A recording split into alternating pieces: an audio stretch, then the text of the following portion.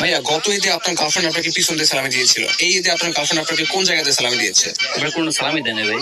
এক টাকাও সালামি দেয়নি?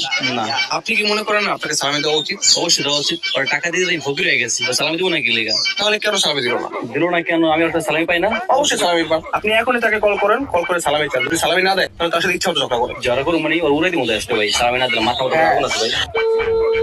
হ্যালো বেবি, শোনা, হ্যাঁ বলো। আই লাভ ইউ জান। আজকে এত ভালোবাসা দে জানো না কেন? না। জানোটা কি বলো তো? আচ্ছা তোমার সাথে একটু কথা আছে আমার।